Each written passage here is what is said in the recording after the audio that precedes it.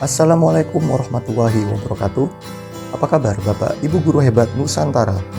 Kami, calon guru penggerak Angkatan 10, kelas 207A, Kabupaten Situbondo, Provinsi Jawa Timur. Kali ini kami akan menampilkan hasil tugas ruang kolaborasi pada modul 1.3 tentang visi guru penggerak.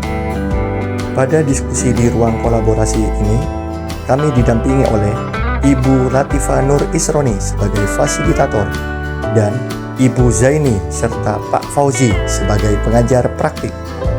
Selanjutnya saya akan memperkenalkan rekan-rekan di ruang kolaborasi. Pertama ada Ibu Anikmatus Solehah dari SMPN 1 Asebagus. Kedua, Ibu Eva Rosalia Dewi dari TKDWP 2 Jangkar. Ketiga, Ibu Lenda Eka Purwati dari SDN 1 Ketoan. Keempat, Ibu Siti Ani Rumdani dari SDN 3 Jangkar. Kelima, Bapak Wedi Syahirul Alim dari SMA Islam Sudan Bonang. Dan yang terakhir, Budi Prima Oktariga dari SMPN 1 Jangkar. Pada ruang kolaborasi ini, kami akan membahas yang pertama, menentukan satu visi bersama. Yang kedua, membuat satu pernyataan prakarsa perubahan. Dan yang ketiga, merancang satu rencana perubahan sesuai alur Bagja, lengkap menggunakan kanvas Bagja. Visi bersama kami adalah mewujudkan peserta didik yang bahagia melalui penerapan pembelajaran yang berpihak pada murid. Kata bahagia tersebut merupakan akronim yang memiliki arti B. Berimpak, A. Aktif, H. Handal, A. Apresiatif, G. Gigih, I. Inovatif, dan A. Adaptif.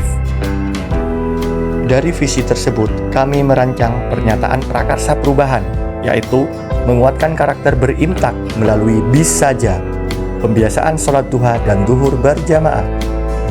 Dari pernyataan prakarsa perubahan tersebut, kemudian kami rancang melalui tahapan alur Bagja.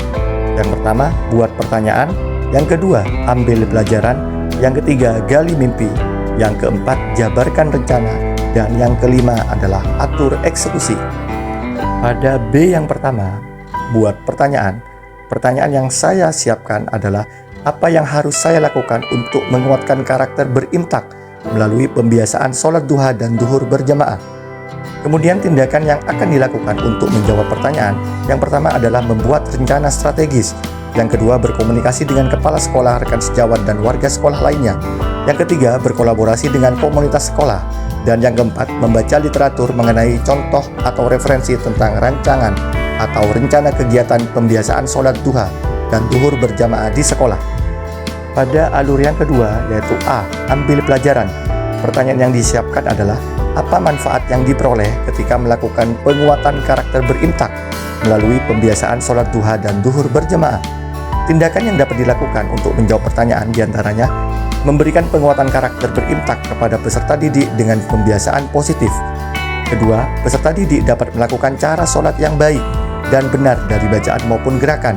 Ketiga, pembiasaan positif yang dilakukan dapat diterapkan baik di lingkungan sekolah maupun di rumah.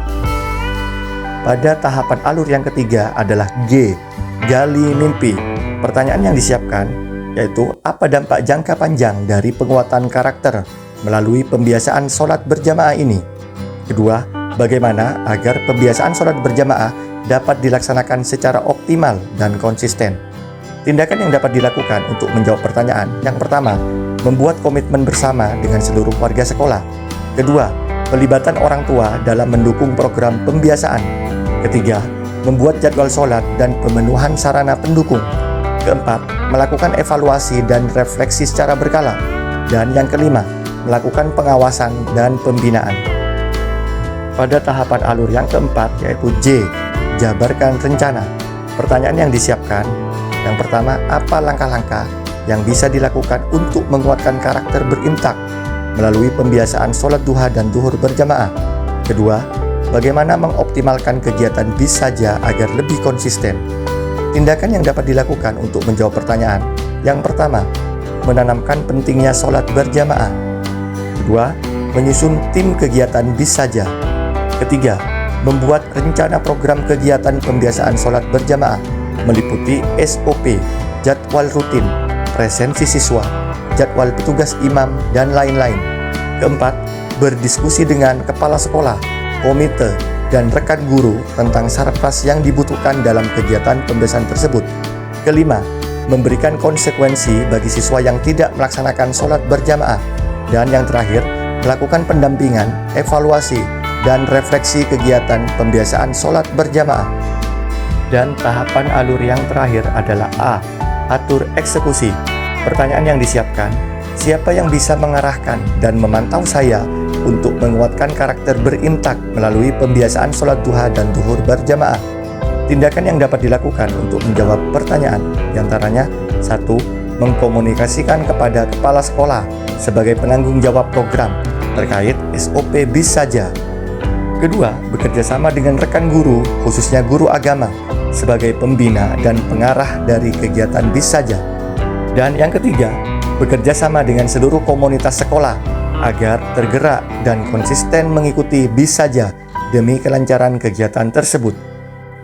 Dari beberapa poin yang telah dipaparkan, maka dapat disimpulkan bahwa pada kegiatan menguatkan karakter berimtak melalui BIS saja merupakan pernyataan prakarsa perubahan yang menggunakan alur bagja.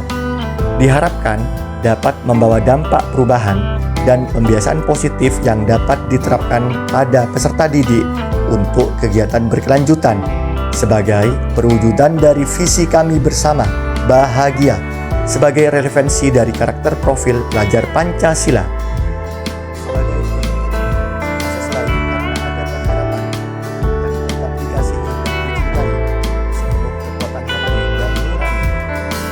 Sekian paparan presentasi dari kami, kelas 207. Mari bersama memberikan pelayanan terbaik untuk anak didik kita demi transformasi pendidikan yang lebih baik.